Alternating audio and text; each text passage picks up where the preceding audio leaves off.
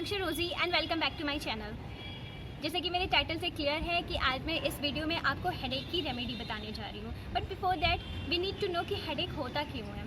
तो हेडेक के कई सारे रीजन हो सकते हैं।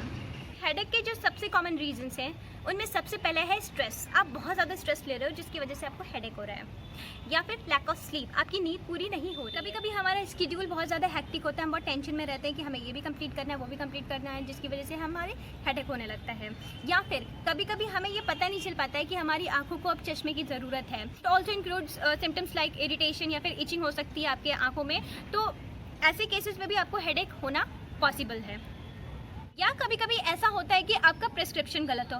नहीं, ऐसा नहीं है कि वो डॉक्टर ने आपको गलत देखा। मे बी आपसे जो डॉक्टर ने पूछा, आपको जब भी आपके लेंस चेक हो रहे थे कि आपको दिख रहा है नहीं दिख रहा है, तो मे बी आपने उनको गलत इन्फॉर्मेशन दी हो और वो प्रिस्क्रिप्शन गलत हो गई हो। इस वजह से भी आपको हेडेक हो सकता है। यानी कि अननोन रीजंस होते हैं जिसकी वजह से हमारा हेडेक होता है। Now we will know the types of headache. तो माइग्रेन होता है, सबसे बड़ी प्रॉब्लम है। माइग्रेन में आपको नोजिया, वॉमिटिंग या फिर फोटो सेंसिटिविटी होगी, मतलब आप लाइट नहीं सहन कर पाओगे, या फिर आपको आप साउंड्स नहीं सहन कर पाओगे।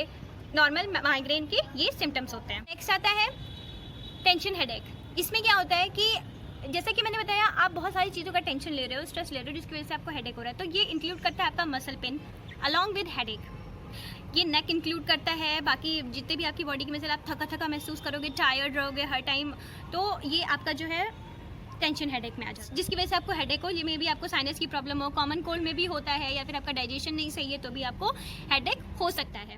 तो जब हमें हेडेक स्टार्ट होता है, कभी कभी ये इतना सीवियर हो जाता है कि हमें लगता है बस अब हम दवा ले लें और सो जाएं। दवा लेने के बाद भी ये रिलीव नहीं होता है कभी कभी। बट आज जिस रेमेडी के बारे में हम बात करेंगे उसमें ना तो आपको कुछ खाना है, ना कोई मेडिसिन लेनी, ना आपको कहीं जाना है। यस, बिकॉज आज जो रेमेडी मैं आपको बताने जा रही हूँ वो रेमेडी नहीं, वो बल्कि एक योगा पोज है, या इट्स अ योगा पोज। इसे हम कहते हैं पवन मुक्त, यानी कि विंड रिलीविंग पोज। तो अगर आपको स्ट्रेस, टेंशन या फिर डाइजेशन की वजह से हेडेक हो रहा है तो पवन मुक्त आसन is the best remedy. Besides this, अगर आपको माइग्रेन है तो ये माइग्रेन में बहुत हेल्पफुल है। माइग्रेन में योगा करना चाहिए आपको, और उसमें भी सबसे इम्पॉर्टेंट जो योगा होता है वो है पवन मुक्त आसन, यानी कि विंड रिलीविंग पोज। तो लेट्स सी कि इसको करते कैसे हैं।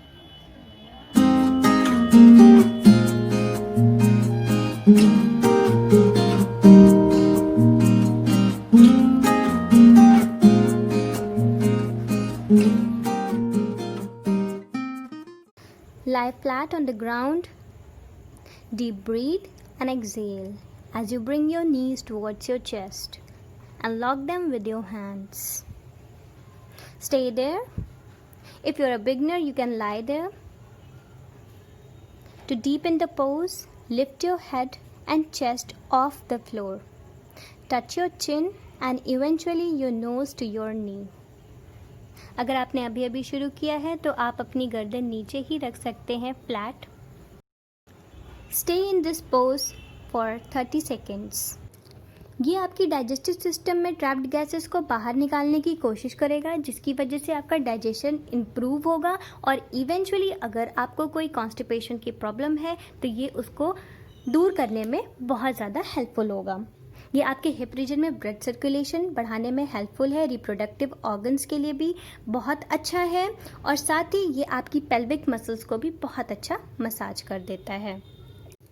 It eases the tension in your lower back. Now slowly release this pose and lie flat on the ground. जब आप इस आसन को करते हो तो आपका बैक और नेक स्ट्रेच होता है, जिसकी वजह से आपके लोअर बैक में जो टेंशन था वो रिलीज होता है। साथ ही आपके एब्डोमेन और पेल्विक रीजन को एक मसाज मिलती है, जिसकी वजह से जितनी भी गैस आपकी बॉडी में ट्रैप्ड थी, not only in digestive system, जो कि आपकी हेडेक के लिए रिस्पॉन्सिबल थी, ये उसको बाहर निकालेगी और आपको हेडेक में रिलीफ दिलाएगी। आप इसे 9 से 10 बार करिए, और फॉर बेटर रिजल्ट्स आप इसे करने के बाद करवट होकर लेट जाइए। ये ज़रूर आपको बहुत हेल्प करेगा। Do try it. Now there are variations of pawan mukt आसन।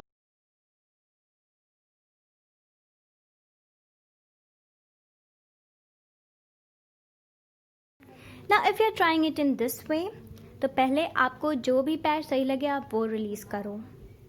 but do give it a try. Now, what are the contraindications? People with abdominal surgery, neck injury, hernia, piles or pregnant ladies should not try it. And if you have heart problem, slip disc, any problem, do not try it. तो पवन मुक्त आसन हमने देख लिया कि कैसे करते हैं. ये आपको हेडेक में काम आएगा, चाहे वो माइग्रेन का हेडेक हो, टेंशन हेडेक हो, साइनस हेडेक हो, कॉमन कोल्ड हेडेक हो या फिर डाइजेशन की वजह से आपको हेडेक हो रहा हो. तो अगर आपको ये योगा पोज यूज़फुल लगा, आप इसको ट्राई करने वाले हो या फिर आपको अभी हेडेक हो रहा है तो आप इसे ट्राई करो और मुझे बताओ कि आपको इसने हेल्प किया या नहीं किया. अगर हेल्पफुल है तो please like, share and comment please share करिएगा और प्लीज़ सब्सक्राइब भी कर दीजिएगा because I need your support. Thank you.